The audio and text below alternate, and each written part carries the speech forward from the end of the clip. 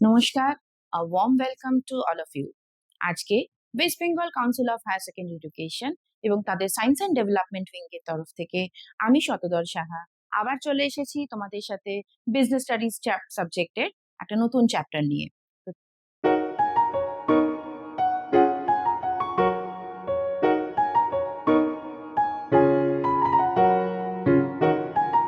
চলো শুরু করি বিজনেস স্টাডিজ 4th সেমিস্টারের একটা নতুন চ্যাপ্টার।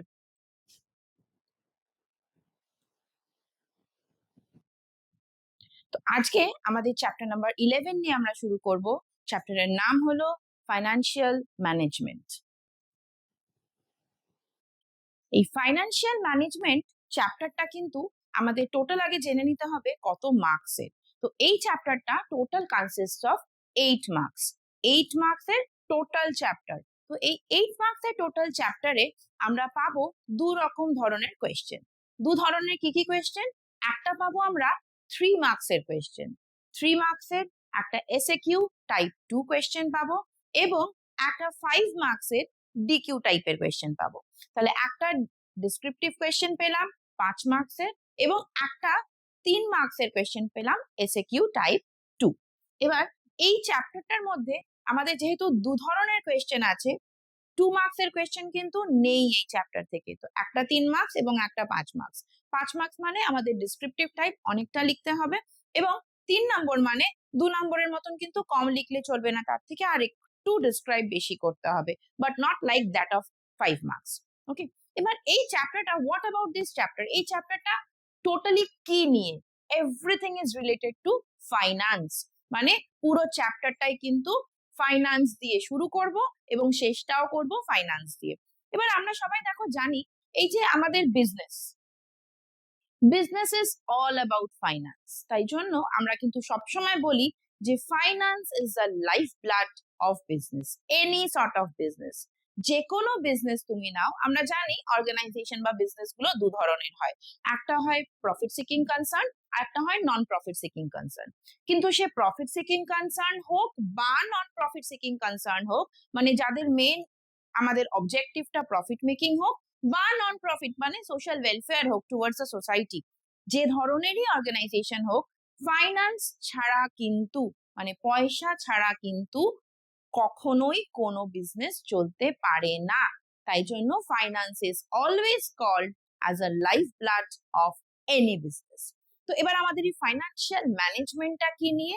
সবটাই কিন্তু ফাইন্যান্স ঘিরে। মানে কতটা পয়সা লাগবে, কোথা থেকে সেই পয়সাটা পাবো, কোন জায়গাতে আমরা ইনভেস্ট করব যাতে নাকি আমরা রিটার্ন অন ক্যাপিটালটা বেশি পাই, এই সমস্ত কিছুটা নিয়ে কিন্তু আমাদের এই চ্যাপ্টার ফাইন্যান্সিয়াল ম্যানেজমেন্ট। আমরা জানি আমরা ম্যানেজমেন্ট সম্বন্ধে কিন্তু অনেক কিছু পড়েছি অলরেডি আমাদের এই 4th সেমিস্টারে। আমরা 3rd সেমিস্টারেও পড়েছিলাম ম্যানেজমেন্ট কি, ম্যানেজমেন্টের কি কি ফাংশনস। এবার এই ম্যানেজমেন্টেরই কিন্তু একটা portion that is called financial management. তাহলে এই নর্মাল ম্যানেজমেন্ট অল রাউন্ড পারফরমেন্সটা দেখে, তাহলে ফাইন্যান্সিয়াল ম্যানেজমেন্ট কি দেখবে? Correct your. ফাইন্যান্সিয়াল ম্যানেজমেন্ট কিন্তু পুরো ফাইন্যান্স রিলেটেড যাবতীয় সর্বকিছু ফাইন্যান্সিয়াল ম্যানেজমেন্ট কিন্তু দেখবে। তার মানে ফাইন্যান্সিয়াল ম্যানেজমেন্ট শুরু করবে একদম পয়সা দিয়ে এবং শেষও করবে কিন্তু পয়সা দিয়ে। এবার আমরা শুরু করি যে ফাইন্যান্সিয়াল ম্যানেজমেন্টের ডেফিনিশনটা কি। দেখো আমরা স্ক্রিনে দেখতে পাচ্ছি ফাইন্যান্সিয়াল ম্যানেজমেন্টের মিনিং বলছে financial management is an integral part of the overall management. পুরো ম্যানেজমেন্টের কিন্তু একটা খুব ইন্টিগ্রাল পার্ট এটা। It is concern with the financial decision making, মানে যে কোনো রকম ফাইন্যান্সিয়াল ডিসিশন মেকিং, যে কোনো রকম ফাইন্যান্স রিলেটেড কিছু ডিসিশন নেওয়ার জন্য কিন্তু আমাদের এই ফাইন্যান্সিয়াল ম্যানেজমেন্টকে দরকার। Two important factors are basically involved with the decision making. One is financing and the other is proper utilization of the funds procured.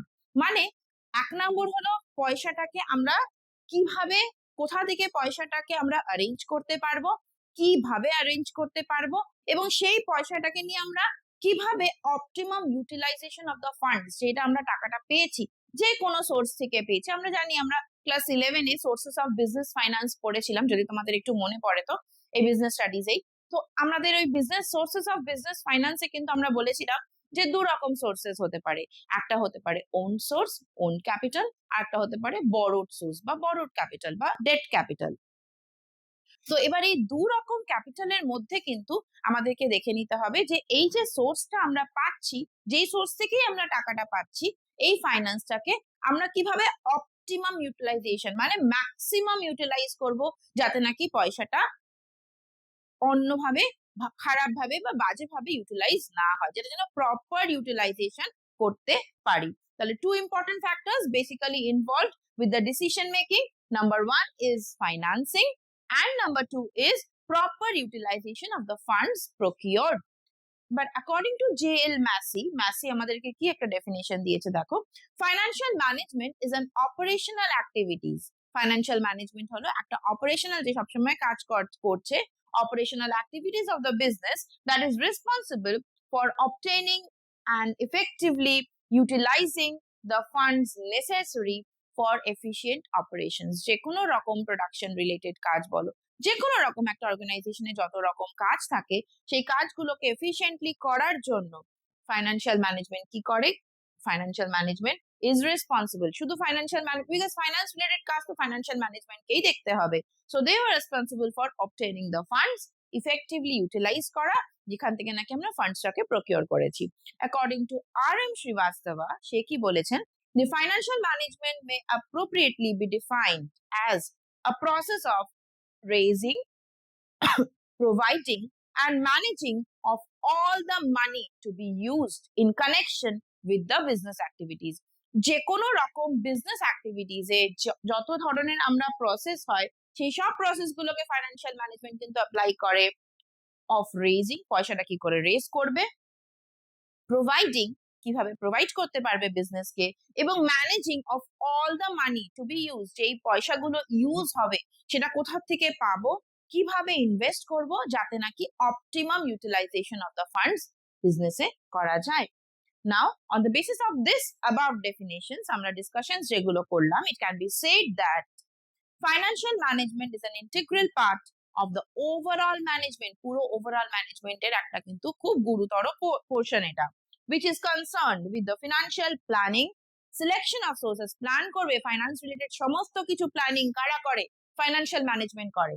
Selection of sources of funds, কোন জায়গা থেকে আমাকে ঠিক কতটা প্রকিওর করতে হবে, বিকজ আমি এক্ষুনি বললাম আমরা বিজনেস ফাইন্যান্স পড়েছিলাম 11-এ, যেখানে আমরা দেখেছিলাম যে দু ধরনের জায়গা থেকে কিন্তু ফান্ডসটা প্রকিওর করা যায়।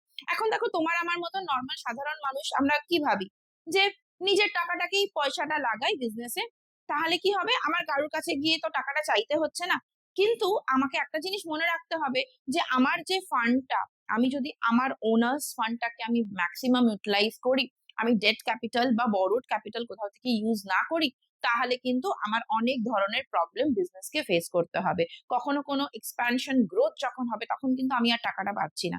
তাই জন্য কি হয়, এটা ফাইন্যান্সিয়াল ম্যানেজমেন্টের প্ল্যানিং যে ডিপার্টমেন্ট থাকে, ওরাই ডিপার্টমেন্টের মধ্যে বসে চিন্তা করে যে আমাদের ঠিক এই রেশিওটা কোন প্রপোর্শনে ওনার্স ক্যাপিটাল এবং বরোড ক্যাপিটাল, এই যে দুটোর যে একটা টোটাল মানে কনফিগারেশনটা ঠিক কিরকম হবে বা প্রপোর্শনটা ঠিক কিরকম হবে, যে কতটা আমি ওন ক্যাপিটাল ইউজ করব, কতটা আমি বরোড ক্যাপিটাল ইউজ করব।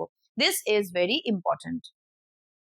So financial management is an integral part of the overall management, which is concerned with the financial planning, selection of sources of fund, কোন সোর্স অফ ফান্ড থেকে কতটা আমি select করব, financing, কতটা amount আনতে হবে আমার বিজনেসটা চালানোর জন্য, proper utilization of the fund, মানে আগে optimum utilization of the fund, ফান্ডটা যেন কখনো নষ্ট না হয় বা ঠিকভাবে যেন প্রপার ইউটিলাইজেশন হয়। অ্যান্ড নতুন টার্ম কিন্তু আসছে, dividend policy, in order to achieve the overall objectives of the firm. এবার আমরা জানি, দেখো আমরা এই টার্মটাও কিন্তু আগে শুনেছিলাম, যদিও আমরা ফাইন্যান্সিয়াল ম্যানেজমেন্টে শুনিনি, বাট এই টার্মটা কিন্তু আমরা আগে শুনেছিলাম, dividend. What is this dividend? ডিভিডেন্ডটা কি actually? Dividend is that part of the profit, আমরা যে একটা অর্গানাইজেশন বা একটা বিজনেস যে প্রফিটটা কামায়, সেই প্রফিটটাকে আনার পরে বিজনেস যখন একটা প্রফিট হচ্ছে, সেই প্রফিটটা বিজনেস কি করে? নিজের কাছে রেখে দেয় না, সবসময় তো নিজের কাছে রাখতে পারে না, বিকজ আমরা জানি এই যে ক্যাপিটাল লোকজন ইনভেস্ট করছে আমার বিজনেসে, আমরা যে মার্কেটে শেয়ার ইস্যু করছি, সেই টাকাটা আমরা কোথা থেকে পাচ্ছি? সেই টাকাটা ডেফিনেটলি আমাদেরকে যে শেয়ারসটা আমরা ইস্যু করছি, তাতে লোকজন সেই পয়সাটা ইনভেস্ট করছে, তবে আমরা তাদেরকে শেয়ারটা দিচ্ছি। এবার তারা যখন আমার বিজনেসের মধ্যে তাদের টাকাটাকে ইনভেস্ট করেছে, ডেফিনেটলি কিছু রিটার্ন অন ইনভেস্টমেন্ট পাওয়ার জন্যই তো। তুমি শুধু শুধু তোমার অ্যাকাউন্ট থেকে টাকা তুলে কাউকে দিয়ে দেবে? কখনো তো দেবো না আমরা। আমরা যখন কোথাও ইনভেস্ট করছি, তুমি দেখো আমরা যখন ব্যাংকেও টাকা রাখতে যাই, আমরা সবসময় খুঁজি কোথায় ম্যাক্সিমাম রেট অফ রিটার্ন আছে। মানে আমি যখন আমার টাকাটাকে ফিক্সড ডিপোজিট করছি বা ব্যাংকে জমা রাখছি, তার এগেনস্টেও কিন্তু আমি রিটার্ন চাইছি, একটা রেট অফ ইন্টারেস্ট যেই ব্যাংকের হাই, আমরা কিন্তু সেখানে গিয়ে ফিক্সড ডিপোজিট করি। আজকাল তোমরা দেখবে আমরা সবসময় চেষ্টা করি মিউচুয়াল ফান্ডসে, অনেক সময় আমরা ইনভেস্ট করার চেষ্টা করি। কেন মিউচুয়াল ফান্ডে ইনভেস্ট করার চেষ্টা করি? বিকজ মিউচুয়াল ফান্ডসে কিন্তু রেট অফ রিটার্নটা অনেকটা বেশি দেয় in comparison to the banks and other institutions. তো এবার আমরা যখন কোনো ফান্ড ইনভেস্ট করছি বা যখন কোনো শেয়ার হোল্ডার্সরা নিজেদের পয়সা বিজনেসে ইনভেস্ট করছে, তারা কি চাইছে? তারা একটা রিটার্ন চাইছে এই বিজনেস থেকে। এবার এই বিজনেস তো নিজের থেকে, নিজের পকেট থেকে টাকা দিয়ে দেবে না। বিজনেস কি করবে? যে প্রফিটটা আসে, সেই প্রফিটের একটা পোর্শন বিজনেস অ্যাজ রিজার্ভ সরিয়ে রাখে, যেটাকে আমরা অন্য একটা নামে জানি। তোমাদের মনে হয় একটু একটু মনে পড়ছে, retained earnings. Absolutely correct, retained earnings, বা আরো একটা নাম আছে আমাদের এই প্রফিটটাকে সরিয়ে রাখার, that is known as ploughing back of profit. এই প্রফিটটা আমরা অ্যাজ রিজার্ভ সরিয়ে রাখি। কেন? For future growth and expansion. মানে যখন ফিউচারে আরো এক্সপ্যানশন করব, ছোট্ট ব্যবসা ছিল তার থেকে একটা বড় ব্যবসা বানানোর চেষ্টা করছি, তখন এই যে গ্রোথ অ্যান্ড এক্সপ্যানশনটা, বা আমরা অন্য কোনো জায়গাতে একটা নতুন একটা কোম্পানি খোলার চেষ্টা করছি, এই সমস্ত গ্রোথ অ্যান্ড এক্সপ্যানশনের জন্য কিন্তু আমরা একটা প্রফিটের part as reserve for future expansion and growth আমরা সরিয়ে রাখি। এবার বাকি যে পোর্শন অফ দ্য প্রফিট বেঁচে থাকছে, সেটা কিন্তু যার বিজনেসম্যান নিজের বাড়িতে নিয়ে যেতে পারে না, তাকে কিন্তু এই যে শেয়ার হোল্ডার্সরা বা যারা আমাদেরকে ইনভেস্ট করেছে আমাদের ব্যবসাতে পয়সা, তাদেরকে কিন্তু আমাকে পয়সাটার একটা ডিভিডেন্ড পে করতে হয়। প্রফিটের portion which is distributed amongst the shareholders is known as dividend. তাহলে এই ডিভিডেন্ডটাও, পলিসিটা মানে কতটা ডিভিডেন্ড দেব, সেইটাও কিন্তু ডিসাইড করে ফাইন্যান্সিয়াল ম্যানেজমেন্ট। তাহলে বোঝা গেল ডিভিডেন্ড পলিসিটা কি। ডিভিডেন্ড পলিসি মানে paying out of the portion of the profit to the share holders, those who have invested into hour business. But এবার এই মধ্যে একটা কথা বলতে চাই তোমাদেরকে, সেটা হলো আমরা জানি দু রকম ফান্ড হয়। এবার এই দু রকম ফান্ড, একটা ওনার্স ফান্ড, একটা বরোড ফান্ড। এবার তোমরা একটুখানি, তোমাদের মনে আসতেই পারে, আমার মনে হয় সবারই মাথায় কথাটা, জিনিসটা এসছে আমার এই ডিভিডেন্ডের কথাটা শুনে, যে ম্যাম আমরা যে ওনার্স ফান্ড যাদের, তাদেরকে আমরা ডিভিডেন্ড দিচ্ছি, তাহলে যারা নাকি বরোড ফান্ড, যাদের কাছ থেকে আমি বড় করে নিয়ে আসছি বা যাদের কাছ থেকে আমি ঋণ হিসেবে নিয়ে আসছি, এই যে এই ঋণ মূলধন যেটা বা বরোড ফান্ড যেটা, এই টাকার যারা দিচ্ছে তারা কি রিটার্ন পাচ্ছে? এবার দেখো, যখন নাকি ওনার্স ফান্ড শেয়ার হোল্ডার্স হয়ে যাচ্ছে, তাদেরকে তো আমাকে দিতেই হচ্ছে প্রফিটের পোর্শন। বাট আমরা জানো তো ওনার্সদেরকে কিন্তু মানে শেয়ার হোল্ডার্সদেরকে কিন্তু আমরা ওনার্স অফ দ্য বিজনেসও বলি। কেন বলি বলো তো? কেন কি, যদি প্রফিট হয় তাহলে যেমন তারা প্রফিটের পোর্শনটা পাচ্ছে, যদি কোম্পানি লসে রান করে সেই লসটাকেও কিন্তু এই শেয়ার হোল্ডার্সদেরকেই বিয়ার করে নিতে হয়।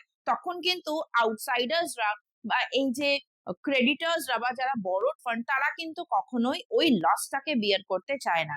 এই লসটাকে কিন্তু আমাদের ওনার্সরাই বিয়ার করে, মানে যে শেয়ার হোল্ডার্স আছে তারাই বিয়ার করে। তাহলে এবার আউটসাইডার্সদের জন্য কি?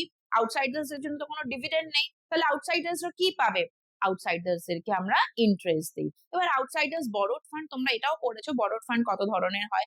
আমরা মনে হয় পড়েছিলাম ডিবেঞ্চার্স হয়, লোন ফ্রম ফাইন্যান্সিয়াল ইনস্টিটিউশনস হয়, loan from non financial institutions হয়, এরকম অনেক রকম অর্গানাইজেশন, পাবলিক ডিপোজিটস, আমরা পড়েছিলাম অনেক কিছু, ক্লাস 11-এই পড়েছিলাম এটা। কিছু কিছু মনে পড়বে, দেখবে নামগুলো শুনলে কিছু কিছুটা মনে পড়বে। তো এবার এই যে বরোড ফান্ডের থেকে আমরা টাকাটা আনছি বা তারা যে আমাদেরকে দিচ্ছে, they are actually called the creditors of the company. এদেরকে আমরা কিন্তু ক্রেডিটার্স বলি। এবার যখনই আমাদের কাছে এদের কাছ থেকে আমাদের কাছে টাকা আসে, আমাদের কিন্তু একটা ফিক্সড রেট অফ ইন্টারেস্ট এদেরকে সময় মতন দিতে হয়, যে টেনিওরটার জন্য আমরা লোনটা নিয়েছি। It is actually a loan to the company, it is actually a liability to the company. তো এই যে লাইবিলিটিটা আমরা নিয়েছি, বাইরের থেকে বরোড ফান্ড নিয়েছি, এই বরোড ফান্ডের এগেইনস্টে কিন্তু আমাদেরকে সবসময় ইন্টারেস্টটা পে আউট করতে হয়, তারপরে আমাদের নেট প্রফিটটা বাঁচে। তাই জন্য এদেরকে আলাদা করে কিন্তু ডিভিডেন্ড পোর্শন বা নেট প্রফিটের পোর্শন আমাদেরকে দেওয়ার দরকার হয় না। Why? Because they are already being paid as creditors.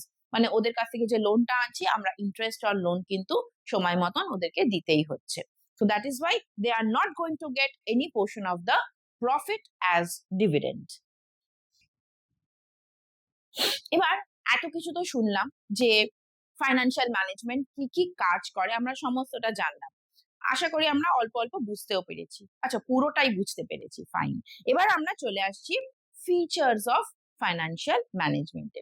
এবার দেখো, আমরা সবসময় প্রত্যেকটা চ্যাপ্টারেই যখন আমরা কোনো একটা ডেফিনেশন পড়ি তার সাথে কিন্তু আমরা তাদের বৈশিষ্ট্যগুলো আমাদেরকে জেনে নিতে হয়। বৈশিষ্ট্যগুলো না জানলে কিন্তু প্রপার ডেফিনেশনটাকে আমরা চক আউট করতে পারি না। তাই জন্য এর ডেফিনেশনস গুলো আমাকে আগে দেখে নিতে হবে। The first one is features of financial ম্যানেজমেন্টে আসছে হলো the first feature, that is first প্রথম বৈশিষ্ট্য হলো it is an integral part of the overall management. একটু আগে আমি তোমাদেরকে বোঝালাম যে ফাইন্যান্সিয়াল ম্যানেজমেন্টটা কি। ফাইন্যান্সিয়াল ম্যানেজমেন্টটা কিন্তু পুরো টোটাল ম্যানেজমেন্ট যে আমরা পড়েছিলাম ওই টোটাল ম্যানেজমেন্টের একটা খুব ইন্টিগ্রাল পার্ট, একটা জরুরি একটা বিভাগ, যারা নাকি পুরোটাই ফাইন্যান্স রিলেটেড সমস্ত ডিসিশনস কিন্তু এই ফাইন্যান্সিয়াল ম্যানেজমেন্টকে নিতে হয়। এবার নেক্সট আসছে আমাদের next portion, that is dynamism. ডাইনামিজমটা কি? ডাইনামিজম মানে যেখানে যেই রকম পরিস্থিতি অর্গানাইজেশন সেরকম কাজ করে, এটা মানে হলো বেসিক মানে ফর ডাইনামিজম। এবার ফিনান্সিয়াল ম্যানেজমেন্টে ডাইনামিজমের কি কাজ? এটা কেন ডাইনামিক? আমরা কেন বলি ফিনান্সিয়াল ম্যানেজমেন্টটা অনেক ডাইনামিক? কেন কি দেখো, ফিনান্সিয়াল ম্যানেজমেন্ট কিন্তু আলাদা আলাদা রকমের কাজ করতে হয়। যেমন ফিনান্সিয়াল ম্যানেজমেন্ট দেখছে যে আমার কতটা ফাইন্যান্স দরকার, এটা এক রকমের কাজ। ফিনান্সিয়াল ম্যানেজমেন্ট এটাও প্ল্যান করছে যে আমাদেরকে এই যে টাকাটা আমাদের দরকার এই টাকাটা আমরা কোন সোর্স থেকে পেতে পারবো, সেটাও ফিনান্সিয়াল ম্যানেজমেন্টকে দেখতে হচ্ছে। এবার এই সোর্স থেকে আমরা যে পাবো এখানে আমাদের প্রপোর্শনটা কত হবে, কতটা আমাদের ওন ক্যাপিটাল হবে, কতটা আমাদের বরোড ক্যাপিটাল হবে, এটাও চিন্তা করতে হচ্ছে। এবার এই যে ফান্ডটা আসছে সেটাকে আমি কোথায় ইনভেস্ট করব, কোন কোন জায়গাতে আমি ইনভেস্ট করলে আমি ম্যাক্সিমাম রেট অফ রিটার্ন পেতে পারবো, এটাও ফিনান্সিয়াল ম্যানেজমেন্টকে দেখতে হচ্ছে। এবার ধরো আমি কতটা প্রফিট মানে পেলাম, এই বিজনেস কতটা প্রফিট আর্ন করতে পারলো, ওই প্রফিটের পোর্শনের কতটা অ্যামাউন্ট আমাকে অ্যাজ ডিভিডেন্ড পে আউট করতে হবে, সেটাও কিন্তু ফিনান্সিয়াল ম্যানেজমেন্টকে করতে হচ্ছে। মানে financial management at a time they are working under so many things, মানে অনেকগুলো জিনিস নিয়ে তারা কাজটা করছে। that is why it is having a dynamism character. ওরা কিন্তু খুব ডাইনামিক্যালি ব্যাপারটাকে হ্যান্ডেল করতে পারে। Now it is called a mixture of science and art. এবার এটা তোমরা ভাবো যে আমরা কিন্তু ম্যানেজমেন্টের ক্ষেত্রে পড়েছিলাম management is a mixture of science and art. মনে আছে থার্ড সেমিস্টারের ফার্স্ট চ্যাপ্টার ছিল ম্যানেজমেন্ট, তার মধ্যে আমরা ক্যারেক্টারিস্টিক্স পড়েছিলাম management as a science, management as an art. Now আমরা যদি ওটাকে একটু কোরিলেট করি তাহলে আমরা মনে করতে পারবো ম্যানেজমেন্ট সবসময় কিন্তু as science because ওরা সাইন্টিফিক কিছু টুলস অ্যাপ্লাই করে। সিমিলারলি ফিনান্সিয়াল ম্যানেজমেন্ট কি করে? Financial management with the help of mathematics, with the help of statistics, অনেক স্ট্যাটিস্টিক্যাল টুলস অ্যাপ্লাই করে for the financing of the for the financing arranging the finance of the organization. তো তাই জন্য এটা কিন্তু সায়েন্সের মতন ভাবে কাজ করে। অ্যাজ ওয়েল অ্যাজ ওদের অনেক ক্রিয়েটিভিটি দেখাতে হয়। ফাইন্যান্সিয়াল ম্যানেজমেন্ট কি করে? With the help of art অনেক ক্রিয়েটিভিটি দিয়ে এই ব্যাপারটাকে পুরোটাকে কিন্তু প্ল্যান করে। That is Y financial management is a mixture of science and art. এবার নেক্সট টপিকে আমরা আসছি, যেটা হলো ইউনিভার্সালিটি। এবার দেখো ফাইন্যান্সিয়াল ম্যানেজমেন্ট রাদার ফাইন্যান্সটা কিন্তু সর্বত্র ব্যবহৃত হয়। কোনো এমন একটা অর্গানাইজেশন তোমরা আমাকে দেখাতে পারবে না যেখানে নাকি উইদাউট ফাইন্যান্স কোনো কাজ হচ্ছে। পয়সা ছাড়া কি কোনো অর্গানাইজেশন চলতে পারে? তুমি একটা র মেটেরিয়াল পারচেস করবে, তাতে তোমার পয়সা লাগবে। তুমি কাউকে কনভেন্স দেবে, তাতে তোমার পয়সা লাগবে। তুমি সেল আউট করছো তোমার প্রোডাক্টস গুলো, তাতে তোমার পয়সা আসছে। তো this is the whole thing is all related about finance. That is why financial management is always called it's a universal, because এর মধ্যে কিন্তু ক্যাশের ইনফ্লোস এবং ক্যাশের আউটফ্লোস দুটোই সর্বক্ষণ হয়ে যাচ্ছে। Next, it is a decision making process. Definitely it is a decision making process, কেন কি সব রকম ডিসিশনস, যত রকম চিন্তা ভাবনা করে কাজ করা finance related, it is all done by the financial management. So financial management is definitely a decision making process. Now centralized nature. Centralised মানে কি পড়েছিলাম? সেন্ট্রালাইজ মানে সবকিছু মুঠির ভেতরে, আর ডিসেন্ট্রালাইজ মানে বাইরে। তো সেন্ট্রালাইজড নেচার ফাইন্যান্সিয়াল ম্যানেজমেন্টকে আমরা কেন সেন্ট্রালাইজ নেচারের বলি? বিকজ প্রোডাকশন ডিপার্টমেন্টের নিজস্ব কিছু পয়সা রিলেটেড কাজ হয়, সেলস ডিপার্টমেন্টের নিজস্ব কিছু ফাইন্যান্স রিলেটেড কাজ হচ্ছে, কস্ট ডিপার্টমেন্টের নিজস্ব কিছু ফাইন্যান্স রিলেটেড কাজ হচ্ছে, but everything is being interconnected. কেন? Because the main point in every department is finance. That is why finance is being controlled by the financial management. So সব department গুলোই কিন্তু, whether it is production department, whether it is purchase department, whether it is cost department, whether it is research and development department, whether it is sales department, তোমরা যে কোনো ডিপার্টমেন্টে নাও, তারা নিজের নিজের কাজগুলো কিন্তু পয়সা দিয়ে করছে, কিন্তু সমস্তগুলো কিন্তু একটা সূত্রে গাঁথা, that is financial management. Next আসছি making productive to the financial resources. যে কোনো ফাইন্যান্সিয়াল রিসোর্সেস গুলোকে কিভাবে প্রপারলি অপটিমাম ভাবে ইউটিলাইজ করলে ফান্ডস গুলোকে আমরা তাদের প্রতি প্রপার বিচার করতে পারবো, এই সমস্তটা ডিসিশন কিন্তু ফাইন্যান্সিয়াল ম্যানেজমেন্টই নিচ্ছে। তাই জন্য মেকিং প্রোডাক্টিভ টু দ্য যে কোনো ফাইন্যান্সিয়াল রিসোর্সেস কে কিন্তু এরা প্রোডাক্টিভ তৈরি করে তুলছে।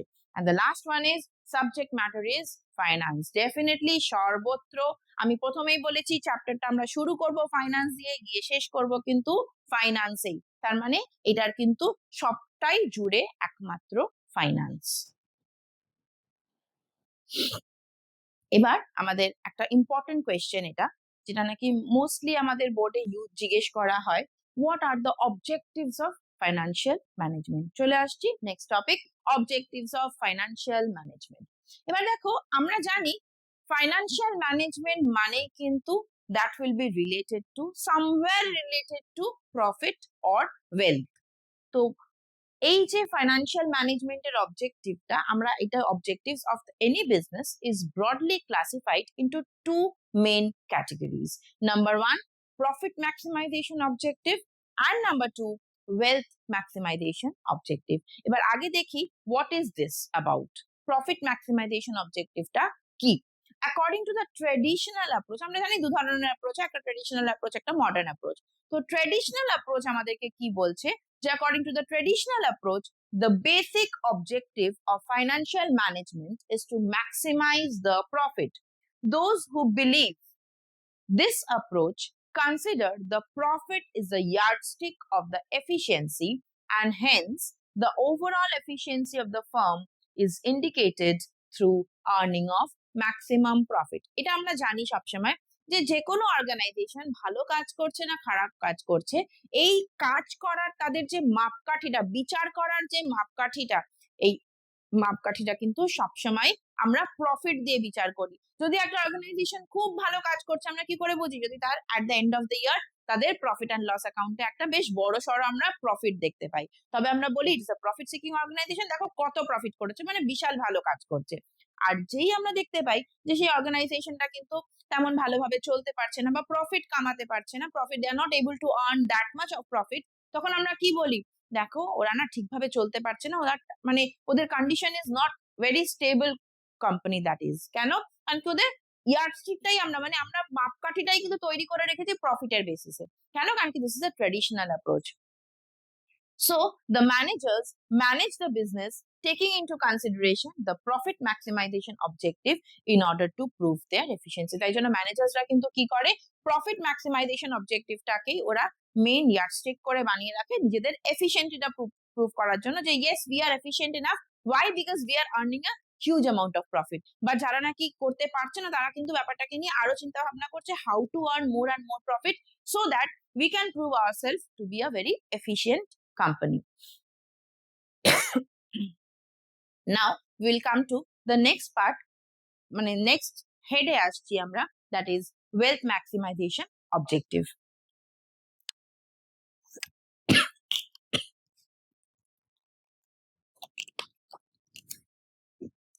এবার দেখো, according to the modern approach, the objective of financial management is maximization of wealth. wealth মানে আমরা নর্মাল সেন্সে wealth মানে কি বুঝতে পারি?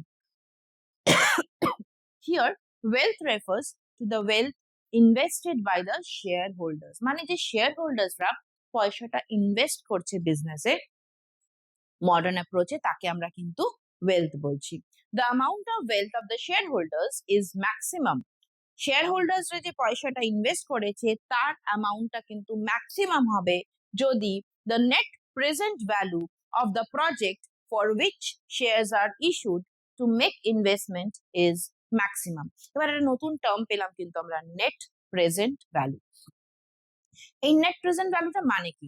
নেট প্রেজেন্ট ভ্যালু মানে হলো আমাদের যে টোটাল ক্যাশ ইনফ্লোজ হচ্ছে এবং ক্যাশ আউটফ্লোজ হচ্ছে। টোটাল ক্যাশ ইনফ্লোজ হচ্ছে মানে কতটা ক্যাশ আসছে, এবং ক্যাশ আউটফ্লোজ হচ্ছে মানে কতটা ক্যাশ যাচ্ছে, মাঝখানে একটা ব্যালেন্স থেকে যাচ্ছে। See, the excess of present value of cash inflows from the project over the present value of cash outflows from that very project is called the net present value. তার মানে ধরো একটা project নিলাম, project x. এই প্রজেক্টটায় ধরো আমাদের total cash ইনফ্লোজ হচ্ছে মানে পয়সা আসছে is A amount and cash outflows হচ্ছে বি অ্যামাউন্ট। তার মানে আমরা কি বলতে পারি যে নেট প্রেজেন্ট ভ্যালুটা কি? Cash inflows minus cash outflows. তার মানে এ মাইনাস বি করে যে ব্যালেন্সিং ফিগারটা আসবে, that will be called the net present value or NPV of that particular project. The more the net present value, যত বেশি net present value টা হবে, the more is the amount of the wealth. কেন? Definitely ধরো আমি 1,00,000 টাকা পেলাম, ইনফ্লোজ হলো 1,00,000 টাকা, এবার আউটফ্লোজ হলো মাত্র 40,000 টাকা, তার মানে নেট প্রেজেন্ট ভ্যালুটা বেশি হলো। যত নেট প্রেজেন্ট ভ্যালু বাড়তে থাকবে আমার তত অর্গানাইজেশনের ওয়েলথ বাড়বে, মানে আমার প্রফিটটা ম্যাক্সিমাম হচ্ছে। দ্যাট ইজ দ্য থিং, যে আমার প্রফিটটা বেশি হচ্ছে। আমি ধরো 1,00,000 টাকা ইনফ্লোজ হলো, 80,000 টাকা আউটফ্লোজ হলো, মানে 20,000 টাকা, তাহলে এনপিভি নেমে গেল। ওই প্রজেক্টটা থেকে যখন আমার এনপিভিটা নেমে যাচ্ছে, তার মানে আমার ওয়েলথ যেটা কম থাকছে আমার হাতে। আর যখন আমি ধরো 1,00,000 টাকার এগেইনস্টে আমার মাত্র 20,000 টাকা বা 30,000 টাকা আমার আউটফ্লোজ হলো, তার মানে 70,000 টাকা আমার কাছে বেঁচে গেল। That will increase the net present value of that particular project. So the more the net present value, the more is the amount of wealth. Thus it can be said that according to the modern approach, the objective of the financial management is to maximize the net present value of the project. তার মানে wealth maximization এর কি বলা হচ্ছে, যত আমরা net present value বা NPV টাকে বাড়াতে পারবো তত কিন্তু ওয়েলথটা আমাদের অর্গানাইজেশনের ম্যাক্সিমাইজ হবে। এবার এই দুটো maximisation, that is profit maximisation as well as wealth maximisation, এই দুটো broadly classified objects of any business. এইটা ছাড়াও কিন্তু আমাদের কাছে আরো কিছু অবজেক্টিভস আছে। In addition to the above objectives, the other objectives are number 1, liquidity management. What is liquidity management? এটা হলো একটা কি কম্পোনেন্ট। লিকুইড মানে কি? লিকুইড মানে জল নয়, কিন্তু আমাদের কমার্শিয়াল ল্যাঙ্গুয়েজে আমরা লিকুইড মানে কি বুঝি? ক্যাশ বা cash in hand, cash at bank, মানে which is readily convertible into cash। বা আমরা ডেটার্সদেরকে কিছু up to a certain limit আমরা ডেটার্সদেরকে বলি কারেন্ট অ্যাসেটস, যেগুলো অ্যাকচুয়ালি আমাদের। সো লিকুইডিটি ম্যানেজমেন্ট কি বলছে? ইটস আ কি component of the financial management that involves ensuring that an organization has enough cash and other liquid assets to meet its short term obligations. মানে যদি কোনো short term obligation হয়, ধরো হঠাৎ করে কিছু একটা শর্ট টার্ম অব্লিগেশন চলে আসলো, in that case liquidity management কিন্তু এনশিওর করে যে তার কাছে যেন সবসময় একটা লিকুইড ক্যাশ বা একটা নর্মাল ক্যাশ, সে convertible which can be readily convertible into cash, এরকম ধরনের যেন একটা লিকুইডিটি থাকে, so that they can meet their short term obligations. Next আরো একটা জিনিস থাকে, আদার অবজেক্টিভ এর মধ্যে কি পড়ছে? Solvency management. সলভেন্সি ম্যানেজমেন্ট দেখো কি দেখে, that they ensure the solvency of the organization by providing a source of long term financing. long term, এটা কিন্তু শর্ট টার্ম ফাইন্যান্সিং এ গেল লিকুইডিটিটা, আর সলভেন্সি কি দেখছে? লং টার্ম ফাইন্যান্সিংটাকে can be used to meet obligations over the long term. এবার এই দুটো term শুনে কিছু কিছু ওয়ার্ডস কি মাথায় আসছে? Current assets, current liabilities, fixed assets, মাথায় আসছে তো? এবার দেখবে এই দুটো টার্ম দিয়ে কিন্তু আমরা এই চ্যাপ্টারের পরের দিকে ওয়ার্কিং ক্যাপিটালে আসবো, ফিক্সড ক্যাপিটালে আসবো। ওয়ার্কিং ক্যাপিটাল মনে আছে? Current assets minus current liabilities, actually correct, absolutely. Current assets minus current liabilities মানে হলো আমাদের ওয়ার্কিং ক্যাপিটাল, মানে যেটা নাকি আমাদের ডেইলি ইউজে লাগে, যেই পয়সাগুলো আমাদের বিজনেসকে চালাতে ডেইলি ইউজে লাগে। অ্যান্ড দিস যেটা নাকি আমাদের লং টার্ম ফাইন্যান্সিং, মানে একবার আমরা টাকা নিলাম, টাকা নিয়ে আমরা ফিক্সড অ্যাসেটস কিছু কিনে রাখলাম, ফিক্সড ক্যাপিটাল, মানে ওই ক্যাপিটালটাকে আমরা ব্লক করে রাখলাম, ওই ফিক্সড ক্যাপিটালটা আমাদের থেকে গেল, পুরো থ্রু আউট দ্য অর্গানাইজেশনের যে লাইফ স্প্যান হবে তার মধ্যে কিন্তু এই লং টার্ম ফাইন্যান্সিংটার বিশাল বড় একটা অবদান থাকবে। Next is asset management. This objective encompass making decisions about the acquisitions, use and disposal, acquisition কেনা, use করা, and disposal মানে স্ক্র্যাপ হিসেবে ডিসপোজ করে দেওয়া, disposing of an organization assets to maximize their value, তাদের ভ্যালুটাকে ম্যাক্সিমাইজ করার জন্য অবজেক্টিভটা কি, making decisions about the acquisition, use and disposal of the organizations assets গুলোকে কিভাবে ইউজ করব সেই সমস্তটা কিছুই অ্যাসেট ম্যানেজমেন্ট দেখে। And lastly, our favorite part, dividend policy. এই dividend policyটা কি করছে? Dividend policyটা কিন্তু it involves making decisions about the distribution of an organization's profit amongst its shareholders in the form of dividends or share buybacks. So this is all about our objectives of financial management. এবার আমাদের একটা আস্তে আস্তে কিন্তু আমরা financial ম্যানেজমেন্টের থেকে ফাইন্যান্সের ভেতরে ঢুকে যাচ্ছি। এবার দেখো, যখন একটা ফাইন্যান্সিয়াল ম্যানেজমেন্ট আমরা এত কিছু দেখলাম, হোয়াট ইজ ফাইন্যান্সিয়াল ম্যানেজমেন্ট দেখলাম, what are the features of financial management দেখলাম, what are the objectives of financial management দেখলাম, এবার আমরা ফাইন্যান্সিয়াল ম্যানেজমেন্টের কাজে ঢুকছি। ফাইন্যান্সিয়াল ডিসিশন, মেন কাজ কিন্তু ফাইন্যান্সিয়াল ডিসিশনস গুলো নেওয়া। ফাইন্যান্সিয়াল ডিসিশনস কাকে ইনভলভ করে দেখো, financial decisions involved deciding three major issues, তিনটে মেজর ইস্যুকে কিন্তু ফাইন্যান্সিয়াল ডিসিশনস এর মধ্যে ফেলা হয়। তোমরা নিশ্চয়ই জানো তিনটে কি কি মেজর ডিসিশন। এক নম্বর ডিসিশন ইনভেস্টমেন্ট ডিসিশন, ইনভেস্টমেন্টটা কিরকম হবে। দু নম্বর ডিসিশন ফাইন্যান্সিং ডিসিশন, কোথা থেকে কতটা শেয়ারের কোয়ান্টিটি আমরা পাবো। So first one investing decision, second one financing decision, and third one, our favorite, dividend decision. So we will come to that topic. The first one, on what activities funds should be utilized so that return from the funds are maximized with a reasonable degree of risk, that is investment decision, মানে reasonable একটা রিস্কের ডিগ্রিও থেকে যাচ্ছে, রিস্কের একটা পোর্শনও থেকে যাচ্ছে, তাই জন্য আমাদেরকে কিন্তু এটা মাথায় রেখে ইনভেস্টমেন্ট ডিসিশনটা করতে হবে যে আমি আমার টাকাটাকে, যে ফান্ডটাকে আমি বিজনেসের তরফ থেকে লাগাচ্ছি কোথাও, আমি এমন জায়গায় যেন না লাগাই যেটা নাকি রিস্কি অ্যাফেয়ার হয়ে যাবে। মানে আমি ইনভেস্ট করলাম 5 লাখ টাকা, অ্যাট দ্য এন্ড আমি দেখলাম আমি রিটার্ন পেলাম মাত্র 3 লাখ টাকা বা 4 লাখ টাকা, তো it is going to be a risky affair. That is why we need to decide, মানে আমাদের ডিসিশনটা কিন্তু ওয়াইজ ডিসিশন নিতে হবে ফিনান্সিয়াল ম্যানেজমেন্টকে, যে আমি এমন জায়গাতেই ইনভেস্ট করব যেখান থেকে আমি প্রপার রেট অফ রিটার্ন পাবো। Next number, from which sources the funds should be raised so that the overall cost of the funds is minimum, মানে আমি কোন কোন জায়গা থেকে ফান্ডসটাকে প্রকিউর করব, ওদের ওন ফান্ড ইউজ করব বা বরোড ফান্ড ইউজ করব, এবং বরোড ফান্ডও যদি আমি ইউজ করি, আমি এমন জায়গা থেকে ফান্ডটাকে প্রকিউর করার চেষ্টা করব যেখানে নাকি আমাকে মিনিমাম কস্ট অফ ক্যাপিটাল দিতে হয়, মানে মিনিমাম রিটার্ন আমাকে ওদেরকে দিতে হয়, রাদার মানে আমি যে বড় করছি তার এগেইনস্টে আমাকে রেট অফ ইন্টারেস্ট যেন সব থেকে মিনিমাম দিতে হয়, that is financing decision. And last, how the profits should be used so that the requirements of the organization and its owners should be met, that is dividend decision. কেন বলতো dividend related কিছু হলে আমি বলি আমাদের favourite, it is because dividend মানে কি, আমি কিছু দিয়েছি তার এগেইনস্টে আমি কিছু রিটার্ন পাচ্ছি।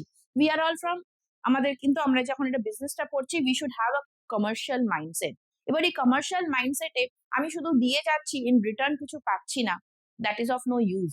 তো যখন আমি কিছু ইনভেস্ট করছি, আমার টাকাটা যেখানে ইনভেস্টেড হলো সেখান থেকে আমি কিছু রিটার্ন পাচ্ছি, আমি that is, I mean dividend is that part of the amount যার এগেইনস্টে আমি যখন পয়সাটাকে ইনভেস্ট করেছিলাম, I have become the share holder of the company, এবং তার এগেইনস্টে কোম্পানি আমাকে কিন্তু একটা হাই রেট অফ ডিভিডেন্ড দিচ্ছে, দ্যাট ইজ ওয়াই রিটার্ন পাচ্ছি বলে dividend decision is my favourite. Now, these are the three types of decisions: investing decision, financing decision, and dividend decision. এবার আমরা তিনটে আলাদা আলাদা ভাবে কিন্তু এবার জানবো। না, প্রথমটা হলো আমাদের ইনভেস্টমেন্ট ডিসিশন। এবার ইনভেস্টমেন্ট ডিসিশন দেখো আমাদেরকে কি বলছে। ইনভেস্টমেন্ট ডিসিশনস বলছে the most important function of financial management is to take investment decision. সব থেকে ইম্পর্টেন্ট ডিসিশনটা কিন্তু বিজনেসের ক্ষেত্রে হলো ইনভেস্টমেন্ট ডিসিশন। কেন? কেন কি in the decision which is taken as to what would be the amount of investment in different assets, কোন কোন assets এর ক্ষেত্রে আমরা পয়সাটাকে ইনভেস্ট করব in order to put a project into action, কোন একটা প্রজেক্টে কাজ করার জন্য আমরা কোন কোন ফান্ডে কতটা ইনভেস্ট করব বা কোন কোন অ্যাসেটে আমাদের ইনভেস্ট করতে হবে in different assets in order to put a project into action, কোনো প্রজেক্টটাকে কাজে লাগানোর জন্য বা কোনো প্রজেক্টটাকে স্টার্ট করার জন্য আমাদের তো আলাদা আলাদা ইনভেস্টমেন্ট করতে হয়। তো কোন পার্টে আমরা কতটা ইনভেস্টমেন্ট করব, that is a very important decision, so that ওই প্রজেক্টটা থেকে আমরা প্রপার রিটার্ন পেতে পারি। The decisions relating to investment in fixed assets is more important than the decision relating to investment in current assets, because if investment is done in fixed assets, the amount so invested remains blocked for a long period of time, and the amount of risk and the uncertainty is more in long run. Long রানে কিন্তু কি হয়, long রানে কিন্তু একটা অনেকক্ষণ অনেকটা সময়ের জন্য আমাদের পয়সাটা যেটা আছে সেটা ব্লক হয়ে যাচ্ছে। তো ফিক্সড অ্যাসেটস এর পেছনে আমরা যদি ওয়াইজলি ইনভেস্টমেন্ট ডিসিশনটা না নিই, ফিক্সড অ্যাসেটস আমরা জানি not readily convertible into cash, ওটাকে কিন্তু আমরা চট করে কনভার্ট করতে পারি না ক্যাশে। তো যেহেতু আমরা চট করে কনভার্ট করতে পারছি না, তাই জন্য আমরা যদি ঠিকভাবে ডিসিশনটা না নিই যে কোন ফিক্সড অ্যাসেটসে আমরা প্রপারলি যদি আমরা ইনভেস্ট করি তাতে সেটা আমার জন্য লসে না হয়ে যাবে, ইন দ্যাট কেস তাই জন্য আমাদের কিন্তু ডিসিশনটা প্রপার নিতে হয়। So the financial managers have to take decisions for investments in fixed assets considering the future risks and uncertainty. Risk এবং আনসার্টেনিটিটা কিন্তু মাথায় রেখে আমাদেরকে ডিসাইড করতে হবে।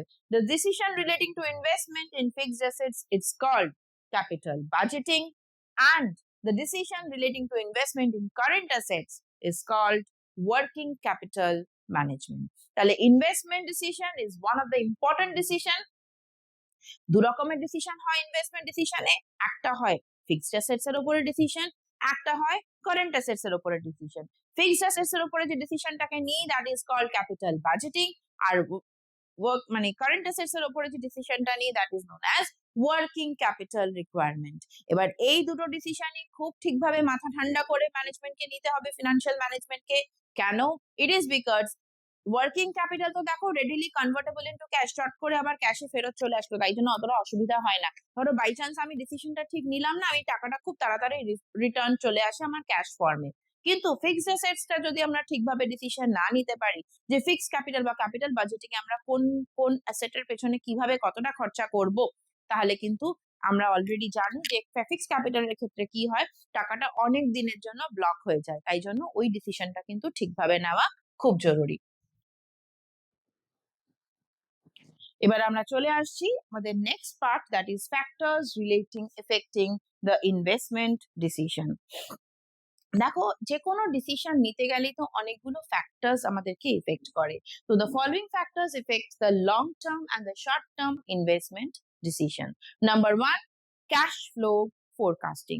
ক্যাশ ফ্লো ফোরকাস্টিং মানে কি, যে ক্যাশ ইনফ্লোস বা ক্যাশ আউটফ্লোস কিভাবে হচ্ছে, কতটা ক্যাশ ইনফ্লোস বা কতটা ক্যাশ আউটফ্লোস হচ্ছে, এটা কিন্তু আমরা আগের থেকে আমাদেরকে ফোরকাস্ট করতে হয়। এই ফোরকাস্টিংটা করার জন্যই কিন্তু ফিনান্সিয়াল ম্যানেজমেন্ট, ওরা কিন্তু প্রপারলি ডিসাইড করে নেয় আগে থেকে, ওরা ফোরকাস্টিং করতে পারে সমস্ত কিছুটা মাথায় রেখে, যে কতটা আমাদের ক্যাশ ইনফ্লো হবে, কতটা আমাদের ক্যাশ আউটফ্লো হবে, আলটিমেটলি আমাদের কাছে কতটা নেট প্রেজেন্ট ভ্যালু থাকবে। সো এই cash flows forecasting is a very important factor while deciding the investment decision, because outflow of cash takes place for undertaking any project and inflows of cash takes place after the implementation. এবার দেখো আমরা যখন একটা কোনো project নিচ্ছি, outflow কিন্তু সঙ্গে সঙ্গে হয়ে যাচ্ছে, আমরা টাকাটা ইনভেস্ট করছি সঙ্গে সঙ্গে টাকাটা বেরিয়ে যাচ্ছে, কিন্তু যতদিন না প্রজেক্টটা শেষ হচ্ছে ততদিন কিন্তু ইনফ্লোসটা আসছে না। তাই জন্য টাকাটা বেরোনোর বেলায় কিন্তু তাড়াতাড়ি খরচা হয়ে যায়, আসার সময় কিন্তু অনেকটা সময় লেগে যায়। That is why this forecasting is very important, যে আমি এমন কোন প্রজেক্টে লাগাচ্ছি যেখান থেকে আমার ক্যাশ ইনফ্লোসটাও প্রপার টাইমে হতে পারবে। Next is time value of money. Time value of money বলতে আমরা ঠিক কি বুঝি দেখো, যে যখন with a hope of getting Returns in future, আমরা আজকে যখন টাকাটা ইনভেস্ট করছি আমরা কিন্তু সঙ্গে সঙ্গে রিটার্ন পাচ্ছি না, তাই জন্য আমাদের কিন্তু একটা হোপে আমরা কাজ করি যে আমরা এখান থেকে রিটার্নটা পাবো।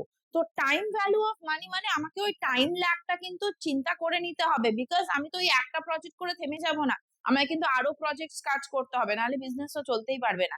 তাই জন্য পয়সাটা ঠিক আমি কোন জায়গাতে ইনভেস্ট করছি এবং সেখান থেকে আমি কত তাড়াতাড়ি রিটার্নটা পাবো, সেই টাইম ভ্যালুটা কিন্তু আমাকে বিচার করে নিতে হবে। Number 3 is risk and uncertainty. This is obviously a very important thing in case of finance. পয়সা রিলেটেড যখনই কিছু আমরা দেখছি, we will always find this point risk and uncertainty. Risk এবং আনসার্টেনটি সব সময় থেকে যায়, বিকজ সব জায়গাতেই একটা রিস্কের ফ্যাক্টর থাকে when it comes to money. So risk and uncertainty, low profitable, যদি ধরো at the time of taking any investment যদি আমরা দেখি যে রিস্ক এন্ড আনসার্টেনিটিটাকে ভালো করে বিচার না করি, বিকজ যদি লো প্রফিটেবল হয় তাহলে কিন্তু আমাদের প্রজেক্টটা একটা ফল্টি প্রজেক্ট হয়ে যাবে। ধরো আমরা এমন একটা কোনো প্রজেক্টে ঠিকভাবে বিচার না করে আমরা পয়সাটা ইনভেস্ট করে দিলাম যেখান থেকে নাকি আমি প্রফিটেবল পোর্শনটা খুব কম পাচ্ছি, ইন দ্যাট কেস ওটা একটা ফল্টি প্রজেক্ট হয়ে যাবে এবং সেখান থেকে আমাদের লসের পরিমাণটা বেশি হয়ে যাবে, আমরা we will take some more time to recover from that situation. That is why risk and আনসার্টেনিটিটাকে মাথায় রেখে আমাদেরকে কিন্তু এগোতে হবে।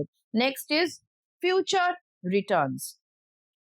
যখন when there is a possibility of getting reasonable return from a project, only then a project is accepted. যখন আমরা জানি যে আমরা প্রজেক্ট থেকে একটা প্রপার রিজনেবল রিটার্ন পাবো, তখনই কিন্তু আমাদের প্রজেক্টটা অ্যাকসেপ্ট করা উচিত। যদি আমরা এরকম বুঝতে পারি যে প্রজেক্ট থেকে আমার তেমন ভালো কিছু রিটার্ন নেই, in that case the project should not be accepted. Why? Because ফান্ডসটাকে একবার যদি আমরা ব্লক করে দিই তাহলে কিন্তু ফান্ডটা ফেরত আসতে আমাদের অনেকটা সময় লেগে যাবে। That is why it should be properly taken care of. Next is cost of capital. Cost of ক্যাপিটালটাকে আমরা কি, what is the meaning of cost of capital?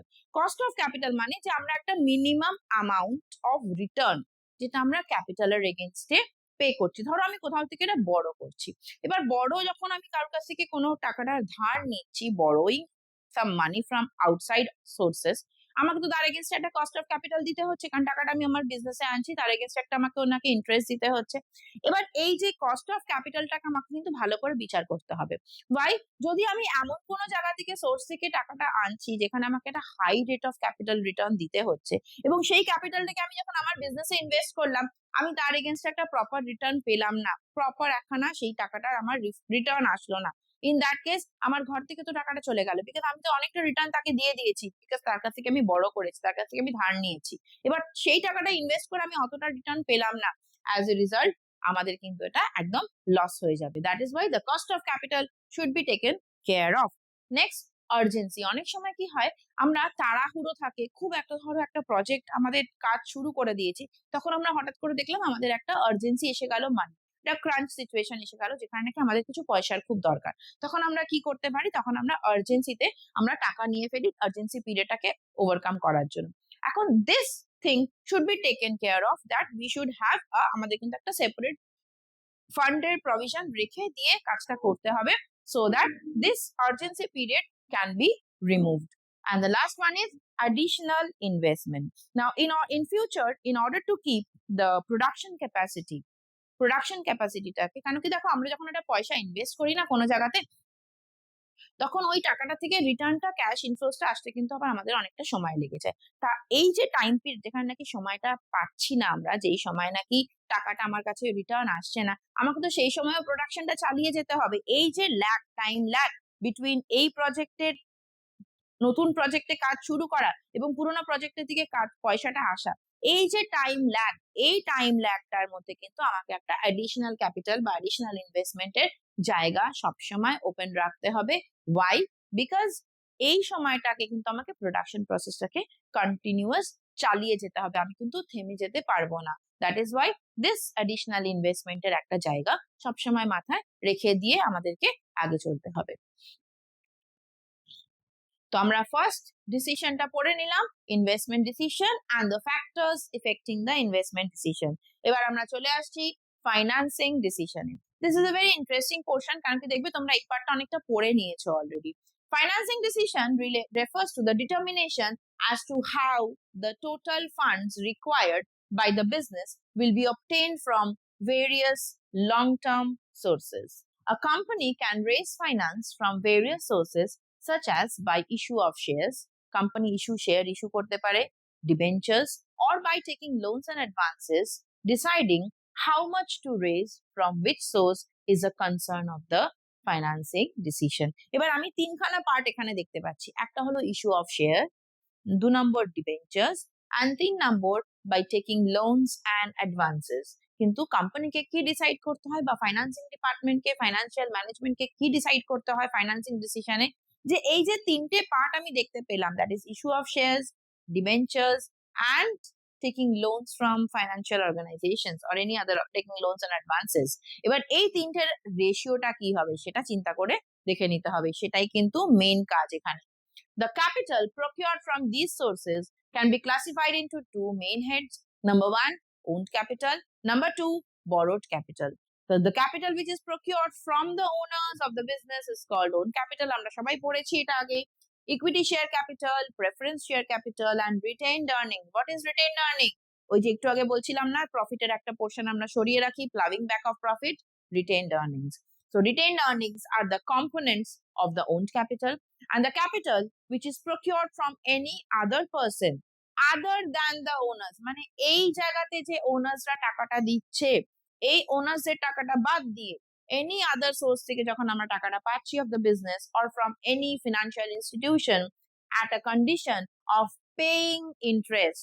Let me remind you this term, paying interest, মানে আমি যখন টাকাটা নিচ্ছি আমায় কিন্তু ইন্টারেস্টটা পে করতে হচ্ছে at a fixed rate, is called borrowed capital. Or the other name for borrowed capital is debt capital, DEBT, debt capital. Debentures, public deposits, etc. are the components of the borrowed capital. So it is an important task of the financial managers to take decision to this effect, that in what proportion finance should be raised through own capital and borrowed capital. মানে এই যে দুটো type of capital তোমরা দেখতে পাচ্ছ, এই দুটো type of ক্যাপিটালে কিন্তু আমরা কি দেখব, যে এই দুটো টাইপ অফ ক্যাপিটালের মধ্যে কোন প্রপোর্শনে আমাদেরকে টাকাটা নিতে হবে, মানে কতটা ওন ক্যাপিটাল হবে এবং কতটা বরোড ক্যাপিটাল হবে, এই ডিসিশনটা নেওয়াই কিন্তু ফাইন্যান্সিং ডিপার্টমেন্টের ফাইন্যান্সিং ডিসিশনের মেইন কাজ। Such decision is called financing decision. আমি বোঝাতে পারলাম ফাইন্যান্সিং ডিসিশনটা কি? এবার চলে আসছি আমাদের factors affecting the financing decision. এবার দেখো এই owned capital and borrowed capital সম্বন্ধে আমরা তো এত কিছু জানলাম, তাহলে এবারে যে ফ্যাক্টরস গুলো আছে সেগুলো চট করে একবার দেখে নিই। Number 1, cost of raising finance. So the cost of raising finance from different sources R different. Definitely আলাদা আলাদা সোর্সের থেকে কিন্তু আমাদের কস্ট অফ রেজিং ফাইন্যান্সটা আলাদা আলাদা হয়। So the financing decision should be taken in such a way that the average cost of capital, আমরা ধরো owned capital থেকে যখন আমরা টাকাটা নিচ্ছি তখন আমাদের কিন্তু as such cost of capital কিছু লাগছে না, তার রিটার্ন আমাকে কিছু দিতে হচ্ছে না এই মুহূর্তে। কিন্তু যখন আমরা আউটসাইড সোর্স থেকে নিচ্ছি তাকে আমাকে ইন্টারেস্ট দিতে হচ্ছে, রেট অফ রিটার্ন আমাকে তাকে অনেকটা দিতে হচ্ছে। তো তখন আমরা যখন দুটোর অ্যাভারেজ করব যে আমাদের অ্যাভারেজ কস্ট অফ ক্যাপিটাল কত হচ্ছে, সেটাকে কিন্তু আমাদের মাথায় রাখতে হবে যে অ্যাভারেজ কস্ট অফ ক্যাপিটালটা কিন্তু যেন মিনিমাম হয়, যতটা সম্ভব আমরা অ্যাভারেজ কস্ট অফ ক্যাপিটালটাকে মিনিমাম করার চেষ্টা করব। Number 2 is cash flow position. So cash flow পজিশনে কি বলছে দেখো, ক্যাশ ফ্লো পজিশনে বলছে the firms having steady cash flows can depend more on debt capital. মানে ধরো যদি আমার বিজনেসের কাছে অনেকটা ক্যাশ ফ্লোজ আছে, মানে রেগুলার ইন্টারভেলে কিন্তু ক্যাশ ইনফ্লোজ হচ্ছে, মানে we are a stable company. তো যখন আমরা স্টেবল হব তখন কিন্তু আমরা বাইরের কাছ থেকে যখন আমরা লোন নিচ্ছি, লোন ক্যাপিটাল নিচ্ছি বা বড়োড ক্যাপিটাল নিচ্ছি, তখন তাকে কিন্তু আমরা স্টেডি ওয়েতে লোন রিপেমেন্ট করতে পারবো বা তাদের ইন্টারেস্ট পে আউট করতে পারবো। কিন্তু যদি আমার ক্যাশ ইনফ্লোস পজিশনটা, ক্যাশ ফ্লো পজিশনটা যদি ঠিক না হয়, ইন দ্যাট কেস আমরা কিন্তু পারবো না তাদেরকে টাইম মতন পে আউট করতে। তাই জন্য যদি আমার ক্যাশ ফ্লো পজিশনটা বেটার হয়, we should go for more of debt capital than owned capital. On the contrary, যদি আমার ক্যাশ ইনফ্লোসটা স্টেডি না হয়, ইন দ্যাট কেস আমাকে কিন্তু ওন্ড ক্যাপিটালের উপরই ডিপেন্ড করতে হবে, নিজের পয়সার উপরই ম্যাক্সিমামটা ডিপেন্ড করতে হবে। Next is fixed operating cost. এবার দেখো, what is fixed operating cost. প্রত্যেকটা অর্গানাইজেশনের কিন্তু নিজস্ব একটা ফিক্সড অপারেটিং কস্ট থাকে, মানে প্রোডাকশন কস্ট থাকে একটা কিছু। এবার যদি আমার এই ফিক্সড অপারেটিং কস্ট গুলো অলরেডি অনেকটা বেশি হয়, তাহলে তার সাথে আমি আরো একটা বড় লোনের একটা আরো ফিক্সড অ্যামাউন্ট অ্যাড করে দিচ্ছি, মানে আমার এই টাকাটা তো অনেকটা বেড়ে যাচ্ছে, তখন তো আমার ইনফ্লোস কি হচ্ছে আমি চোখেই দেখতে পারবো না। তাই জন্য যদি ফিক্সড অপারেটিং কস্টের পরিমাণটা বেশি হয়, তাহলে ওন ক্যাপিটালের উপর ডিপেন্ডেন্সটা বেশি থাকে। আর যদি ফিক্সড অপারেটিং কস্টের পরিমাণটা কম হয়, তাহলে আমরা ডেট ক্যাপিটালটাকে নিয়েও কিন্তু পয়সাটা নিয়ে, বাইরে থেকে পয়সাটা এনে আমরা কাজটা করতে পারি। State of capital market. Capital market মানে শেয়ার মার্কেটের কি কন্ডিশন। এবার এই স্টেট অফ ক্যাপিটাল মার্কেটটা কিন্তু অনেকটা বড় মানে রোল প্লে করে ইন ডিসাইডিং যে আমরা ওন ক্যাপিটাল নেব না বড়োড ক্যাপিটাল নেব। কেন? কেন কি আমরা জানি মার্কেট সবসময় আপ এন্ড ডাউন হতে থাকে। নাও যদি আমরা দেখি, ধরো যখন prices of the shares are going up, শেয়ারের দাম প্রচন্ড বাড়ছে, people like to invest more into equity shares, তখন আমরা যখন দেখবো শেয়ারের দাম বাড়ছে, তখন আমরা কি করব? তখন আমরা আমাদের নিজেদের ফান্ড গুলোকে কিন্তু আরো ইকুইটি শেয়ারে ইনভেস্ট করতে চাইবো। But when the share market decreases, যখন শেয়ার মার্কেটের দামগুলো কমে যাচ্ছে, তখন আমরা কি করব? আনসার্টেনটিতে ভুগবো, এবং অ্যাজ এ রেজাল্ট আমরা কিন্তু তখন চেষ্টা করব ওই শেয়ারের মধ্যে ইনভেস্ট না করতে। তো এই শেয়ার মার্কেটের কন্ডিশনের উপরেও কিন্তু অনেকটা ডিপেন্ড করবে যে whether we should use our own capital or we should take the borrowed capital. The next one is control consideration. That is definitely sure. Why? Because everything is being controlled. So control consideration টাকে কিন্তু মাথায় সবসময় রাখতে হবে। The ultimate controlling power of any company remains in the hands of the equity shareholders. That is why যদি ধরো equity share হোল্ডার্সরা চায়, যারা অলরেডি ওনার্স আছে, তারা যদি চায় কন্ট্রোলটাকে নিজেদের হাতের মুঠির মধ্যে রেখে দেব, অন্য কাউকে আর ঢুকতে দেব না যে নাকি আমার জায়গাটার এসে আমার পাশেই বসবে, তাহলে তখন আমি কি করব? তখন আমি বেশ ছড়িয়ে ছিটিয়ে বসতে পারবো যদি আমার পাশে এসে কেউ না বসে। অ্যাজ এ রেজাল্ট আমি তখন বলবো বাইরের থেকে টাকা নাও। কেন? কারণ যদি আমি ওন ক্যাপিটাল ইউজ করি বা আমি যদি ইকুইটি শেয়ার মার্কেটে ইস্যু করি, তাহলে তো শেয়ার হোল্ডার্স আরো বেড়ে যাবে, মানে আমি যেখানে বিস্তার করে বসেছিলাম আমাকে সরে শিফট হয়ে যেতে হবে, আরো একজন পাশে এসে বসবে। কিন্তু আমি যদি বড়োড ক্যাপিটাল নিই, তাহলে কি হবে? তাহলে পুরো কন্ট্রোলটা কিন্তু আমার হাতের মধ্যে থাকবে, মানে যে ওনার্সরা আছে তাদের মুঠির মধ্যে থাকবে। তাহলে বাইরে থেকে লোন ক্যাপিটাল নিয়ে নেওয়াটা তখন বেশি সুবিধাজনক হয়ে যাবে। দ্যাট ইজ ওয়াই কন্ট্রোল কনসিডারেশনটা কিন্তু it plays a very big role. Next is risk involve. যদিও আমরা জানি যে although the debt capital gives the benefit of trading on equity, but it is more risky than the own capital. আমরা সবসময় জানি নিজের পয়সাটাকে ইনভেস্ট করা আর বাইরের কারোর থেকে লোন নিয়ে ব্যবসা করা, এই দুটোর মধ্যে কিন্তু অনেকটা ফারাক আছে। আমাদের নর্মাল জেনারেল বুদ্ধিতে আমরা কি বুঝি? বাবা নিজের পয়সাটাকে ইনভেস্ট করি, লস হলে তো নিজের পয়সা গেল। কিন্তু বাইরের থেকে পয়সা নিলে কি হবে? একটা মনের মধ্যে দেখবে একটা ভয় থেকে যায় যে আমি অন্যের থেকে পয়সা নিয়ে কাজটা করছি, যদি বাই চান্স আমি কাজটা ঠিকভাবে না করতে পারি, তখন কি হবে? তখন আমাকে তো তাকে রিটার্ন দিতে হবে পয়সাটা, রেগুলার ইন্টারভেলে টাকা দিতে হবে। তোমরা একটা ছোট্ট এক্সাম্পল নাও, যখন ধরো নিজের কিছু দিয়ে লিখছো, নিজের পেন দিয়ে লিখছো বা নিজের পেন্সিল দিয়ে লিখছো, হাত থেকে পড়ে গেল, ঠিক আছে চলো উঠিয়ে নিয়ে নিলাম। কিন্তু কারুর পেন দিয়ে যখন লিখি না আমরা কপিতে, তখন দেখবে আমরা খুব সতর্ক হয়ে লিখি, বাই চান্স যদি কিছু হয়, বাই চান্স যদি হাত থেকে পড়ে গিয়ে জিনিসটা ভেঙে যায়, তখন same thing goes here as well. যে যখন নাকি আমরা নিজেদের পয়সা ইনভেস্ট করছি, আমাদের রিস্কটা কিন্তু অনেকটা কম মনে হয়, কিন্তু যখন আমরা বাইরে থেকে লোন নিয়ে কাজটা করছি, তখন আমাদের ব্যাপারটা অনেকটা বেশি রিস্ক ইনভলভ হয়ে যায়। এবং the last point is period of finance. ফাইন্যান্সের পিরিয়ডটা কতটা।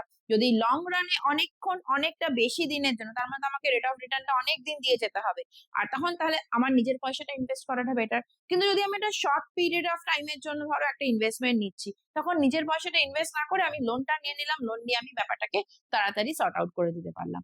As a result, these are the factors which plays a very vital role in affecting the financing decision of any company. এবার again dividend আমাদের favorite. So dividend decision.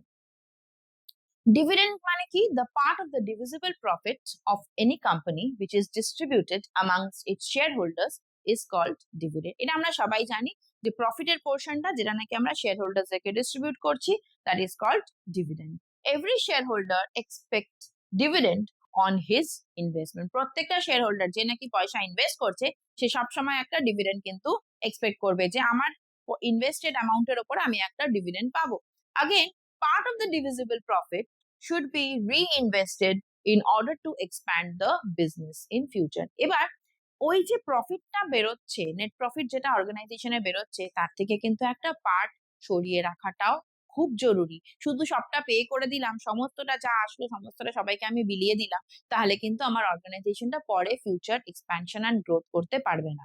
তাই জন্য একটা profit কিন্তু আমাকে সরিয়ে রাখতে হবে। Part of the divisible profit should be reinvested in order to expand the business. বিজনেসটাকে আরো বড় করার জন্য আমায় কিন্তু এই পার্টটাকে সরিয়ে রাখতে হবে। This reinvestment is very much contradictory to the dividend pay out. Definitely dividend payment যেটা, তার এগেইনস্টে এটা একদম কন্ট্রারি। কেন? কারণ কি এই কন্ট্রাডিক্টরি পার্টে কি বলছে, এক নম্বর তো আমি বলছি আমার প্রফিটটাকে দিয়ে দাও সব শেয়ার হোল্ডার্সদেরকে, আবার আমি এটাও বলছি যে একটা পোর্শন সরিয়ে রাখো। যদি আমি সরিয়ে রাখলাম তাহলে তো ডিভিডেন্ডের পোর্শনটা কম হয়ে গেল। পোর্শনটা যেটা সরিয়ে রাখলাম, টোটাল প্রফিট 1,00,000 টাকা, তার থেকে যদি আমি 20,000 টাকা সরিয়ে রাখি তাহলে 80,000 টাকায় ডিস্ট্রিবিউট করতে পারবো। আর আমি যদি পুরো না সরাই তাহলে পুরো 1,00,000 টাকাটা ডিস্ট্রিবিউটেড হবে।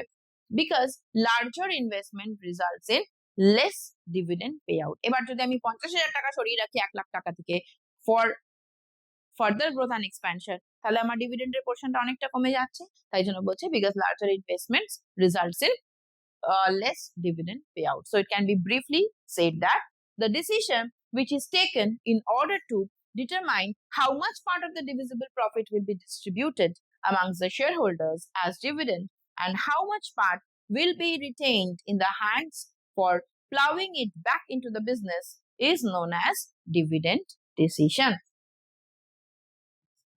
এবার এই ডিভিডেন্ড ডিসিশনের কিছু ফ্যাক্টরস আমরা দেখব। দ্য ফার্স্ট ফ্যাক্টর, আমরা দু রকম পার্টে এটাকে ডিভাইড করে নেব, একটা হলো ফিনান্সিয়াল ফ্যাক্টরস আর আরেকটা হলো লিগ্যাল ফ্যাক্টরস। আমরা পরের স্লাইডে দেখব লিগ্যাল ফ্যাক্টরস গুলো কি কি আছে। সব থেকে আগে আমরা দেখে নিচ্ছি ফিনান্সিয়াল ফ্যাক্টরস গুলো কি কি আছে। তো ফিনান্সিয়াল ফ্যাক্টরসে প্রথম ফ্যাক্টর কি বলেছে, stability of the dividend. At the time of taking any dividend decision, the amount of dividend should be decided in such a way so that it is possible to maintain the stability among the amount of the dividend distributed in different years, because the shareholders prefer stable dividend payouts. মানে কি বলছে দেখো, মানে এই যে dividend আমরা দিচ্ছি, প্রত্যেকটা ইনভেস্টর যে নাকি টাকাটাকে ইনভেস্ট করছে সে কিন্তু সবসময় চাইবে যে আমার ডিভিডেন্ড পে আউট, আমি যে ডিভিডেন্ডটা পাচ্ছি তার একটা স্টেবিলিটি থাকুক। আমরা সবাই চিন্তা করি যে আমাদের পয়সাটার একটা স্টেবল রিটার্ন আসুক। মানে ধরো আমি একটা লামসাম অ্যামাউন্ট কোথাও ইনভেস্ট করলাম, কোনো ব্যাংকে ইনভেস্ট করলাম, এবার ওই ব্যাংকটা আমাকে রিটার্ন অন ইনভেস্টমেন্টে প্রথম বছর একটা বিশাল লামসাম অ্যামাউন্ট দিল অ্যাজ রিটার্ন, পরের বছর বললো আমার কাছে প্রফিট নেই, আমি আপনাকে এতটা রিটার্ন দিতে পারছি না, তো পরের বছর আমাকে খুব কম রিটার্ন দিল, আবার থার্ড ইয়ার আর একটু কম দিল, ফোর্থ ইয়ার আবার একটা বড় অ্যামাউন্ট দিল।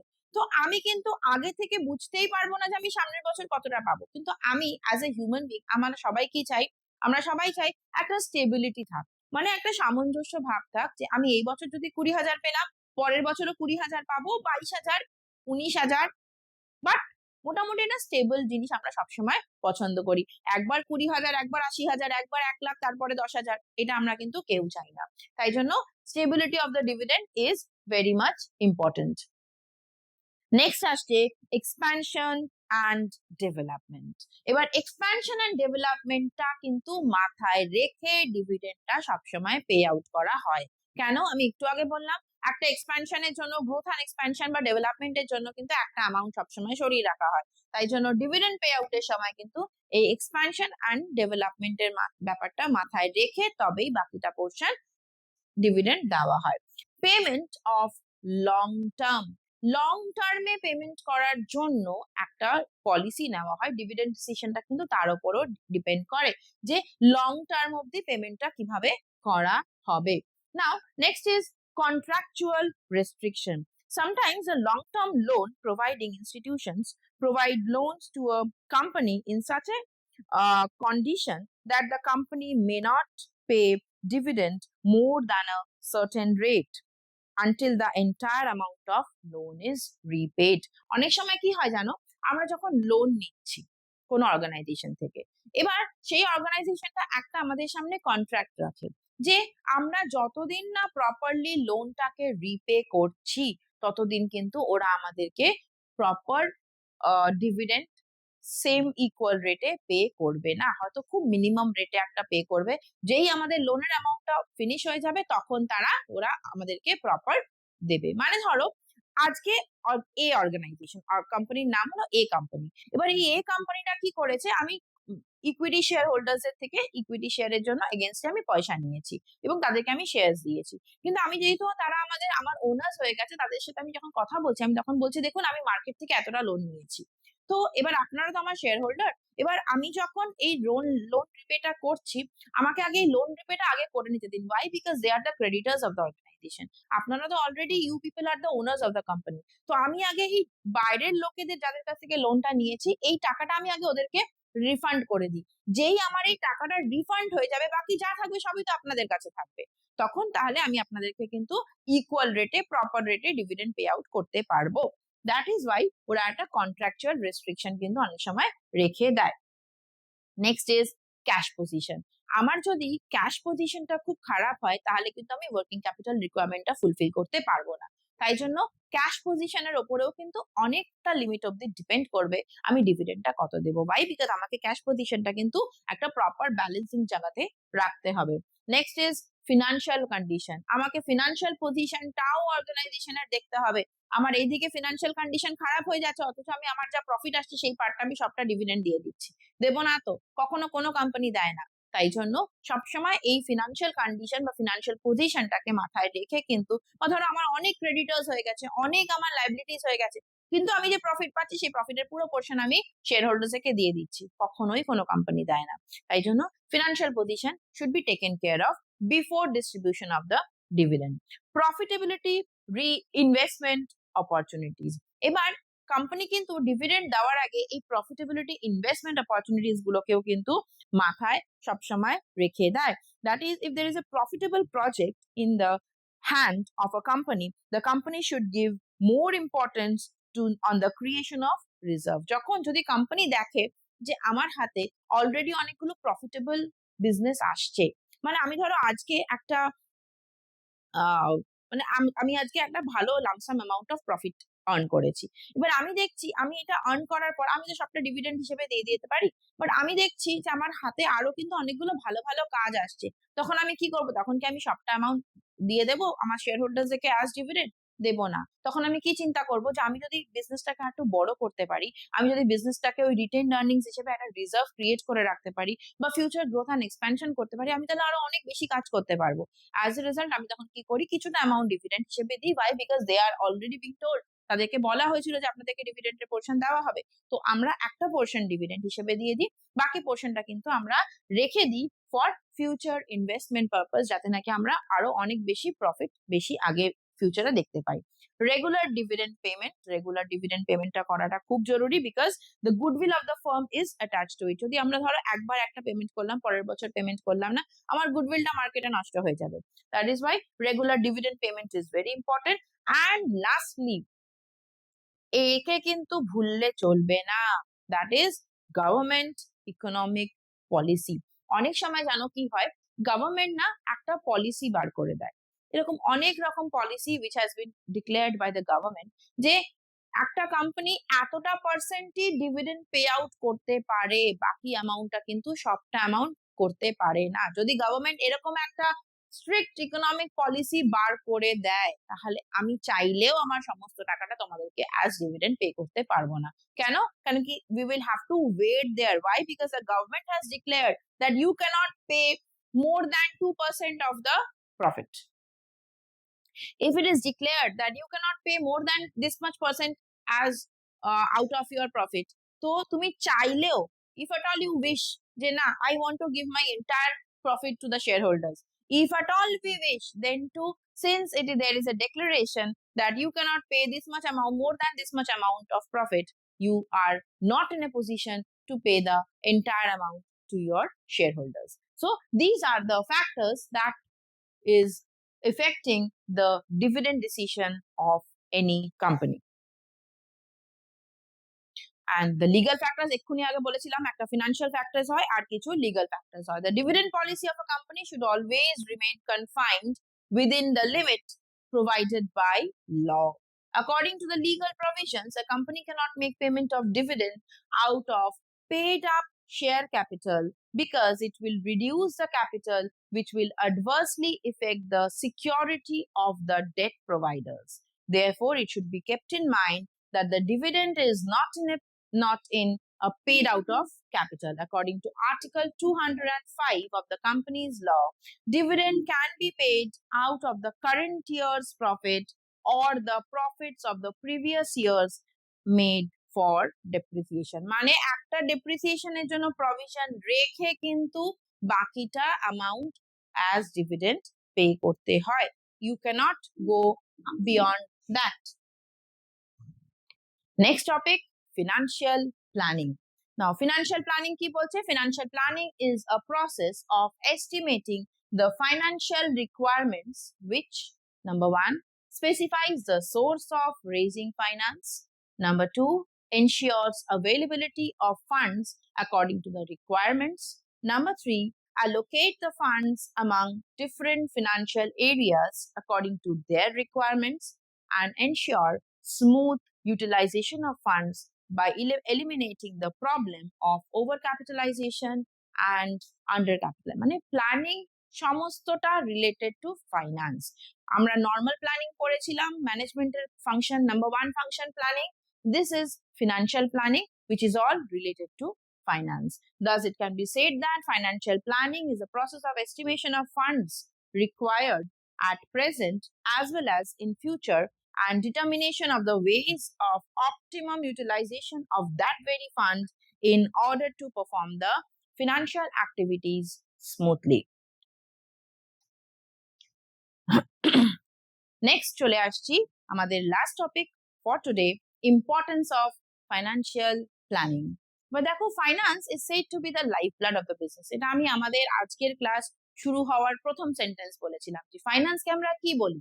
ফাইন্যান্সকে আমরা লাইফ ব্লাড বলি of any business organization. So the optimum utilization of finance is necessary for managing the business smoothly. And financial planning ensures, financial planning কি ensure করে?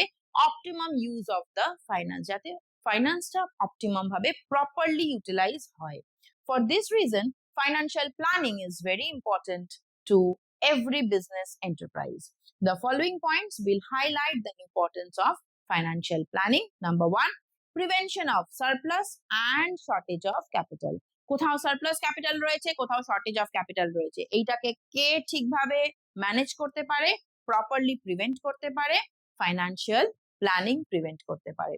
মিনিমাম কস্ট অফ ক্যাপিটাল, সবসময় যে ক্যাপিটালটা আমরা আনছি বাইরে থেকে তার এগেইনস্টে আমাদেরকে মিনিমাম কস্ট যেন বিয়ার করতে হয়, এটাও কিন্তু সবসময় আমাদের ইম্পর্টেন্ট। তো এইটাও কিন্তু ফাইন্যান্সিয়াল প্ল্যানিং দেখে। Coordination among the different departments, যখন নাকি ফাইন্যান্সিয়াল প্ল্যানিংটা করা হচ্ছে, এর গুরুত্বটা কিন্তু কোথায়? এর মেন গুরুত্ব হলো কিন্তু কোঅর্ডিনেশন ক্রিয়েট করা amongst all the departments. Next, ensuring liquidity. Financial planning কি দেখে? যেন সবসময় আমাদের কাছে একটা লিকুইড ক্যাপিটাল ইজিলি অ্যাভেলেবল থাকে। ডেভেলপিং অপটিমাম ক্যাপিটাল স্ট্রাকচার, একটা প্রপার ক্যাপিটাল স্ট্রাকচার তৈরি করে কিন্তু এই ফাইন্যান্সিয়াল প্ল্যানিং, যে কতটা কোন জায়গা থেকে কতটা প্রপোর্শনে আমাকে ক্যাপিটালটা আনতে হবে। It is an integral part of the overall planning. পুরো প্ল্যানিং এর, যেমন পুরো ম্যানেজমেন্টের financial management is an integral part, সেরকম পুরো প্ল্যানিং এর financial planning is a integral part. Next, smooth utilization of funds, funds গুলোকে স্মুথলি ইউটিলাইজ করার জন্য কিন্তু ফাইন্যান্সিয়াল প্ল্যানিং ই দায়ী। Basis of financial control, power should be there in the hands of one. So basis for financial control is being done by financial planning. Helps in avoiding business shocks and surprises. Business এ সব সময় কিন্তু risks and uncertainties রয়েছেই। যখন তুমি একটা ব্যবসা করছো তখন কিন্তু তুমি রিস্কস অ্যান্ড আনসার্টেনটিস থেকে কখনোই বাঁচতে পারবে না। তুমি যতই প্ল্যান প্রোগ্রাম করে বিজনেসটাকে করো, there will be some shocks, there will be some surprises in the entire business life. So এই থেকে একটু অ্যাভয়েড করো, প্রপারলি যদি ফিনান্সিয়াল প্ল্যানিংটা করা হয় তাহলে কিছু শকস অ্যান্ড সারপ্রাইজেস থেকে আমরা কিন্তু রেহাই পেতে পারি। And lastly, help to face the eventualities, মানে যদি কিছু ধরো ইভেন্চুয়ালিটিস হয়ে গেল, কিছু অঘটন ঘটে গেল, হঠাৎ করে কিছু দরকার পড়ে গেল, তার থেকে কিন্তু এই ফিনান্সিয়াল প্ল্যানিং আমাদেরকে অনেকটা সাহায্য করতে পারে। সো এইটা ছিল আমাদের আজকের সেশন, আজকের ক্লাস। আমরা অনেকগুলো জিনিস পড়লাম। আমরা সব থেকে প্রথমে পড়লাম ফাইন্যান্সিয়াল ম্যানেজমেন্ট, তার কিছু ফিচার্স পড়লাম, তার অবজেক্টিভস পড়লাম। তারপরে আমরা দেখলাম যে আমরা 3 রকম ডিসিশন নেয় ফাইন্যান্সিয়াল ম্যানেজমেন্ট, একটা নাই ইনভেস্টমেন্ট ডিসিশন, একটা নাই ফাইন্যান্সিং ডিসিশন, একটা নাই ডিভিডেন্ড ডিসিশন। এই 3 রকম ডিসিশন কাকে বলে এবং এদের কি কি ফ্যাক্টরস ইফেক্ট করে এই ডিসিশনস গুলো নিতে, সেটা বললাম। এবং আমাদের আজকের লাস্ট টপিক ছিল financial planning and the importance of financial planning. I hope আমি তোমাদের কাছে পুরোটা ক্লিয়ার করে বোঝাতে পারলাম। যদি কিছু অসুবিধা থাকে নেক্সট ক্লাসে আবার ডিসকাস করব। Thank you.